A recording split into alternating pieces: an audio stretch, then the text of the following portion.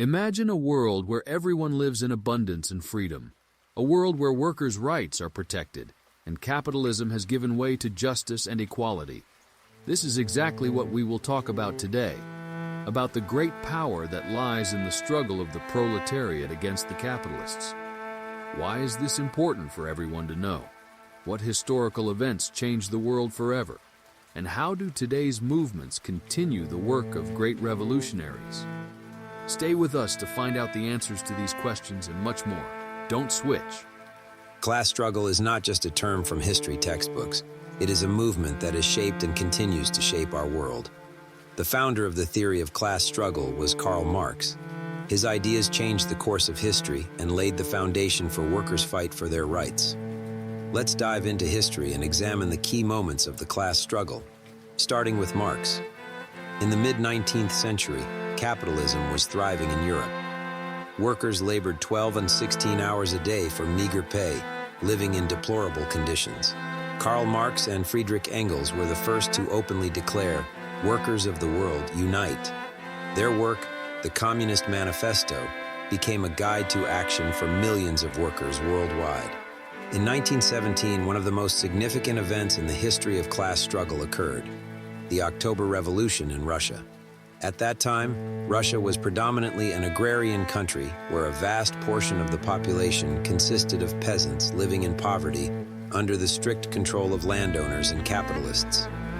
The provisional government, which came to power after the February Revolution of 1917, failed to address the major problems facing the country. Workers and peasants continued to suffer from poverty, war, and lack of social guarantees. In these conditions, the Bolsheviks, led by Vladimir Lenin, proposed a radical solution, a socialist revolution that would bring power to the workers and peasants.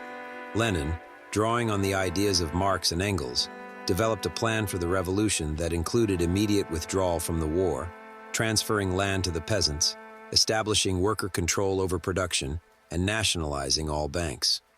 His slogans, "All power to the Soviets," and "Land to the peasants, factories to the workers," quickly gained popularity among the oppressed masses.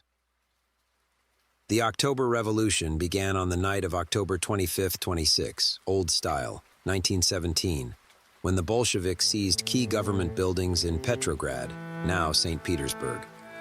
The Smolny Institute became the headquarters of the revolution, from where Lenin and his comrades directed the actions of the revolutionary forces. Within days, the power in Petrograd was entirely in the hands of the Bolsheviks. One of the symbolic events of the revolution was the storming of the Winter Palace, the residence of the provisional government. This moment is often depicted in art and literature as a vivid example of the revolutionaries' determination and bravery. The storming was relatively bloodless, but its significance was immense. It marked the end of the old regime and the beginning of a new era in Russian history. After their victory in Petrograd, the Bolsheviks began to extend their power throughout the country. In January 1918, the Third All-Russian Congress of Soviets was convened, which proclaimed the creation of the Russian Soviet Federative Socialist Republic, RSFSR. This was the world's first state to officially declare its goal to build socialism. One of the first decrees of the Soviet government was the Decree on Land, which confiscated land from landowners and distributed it among the peasants. This decision garnered immense support from the rural population, who had suffered from oppression and exploitation for centuries. The Decree on Peace, adopted immediately after the seizure of power, called for an immediate armistice and the start of peace negotiations with the participants of World War I. This step was extremely important for the people, exhausted by the war, and strengthened the Bolsheviks' support among workers and soldiers. The revolution faced serious resistance both inside and outside the country.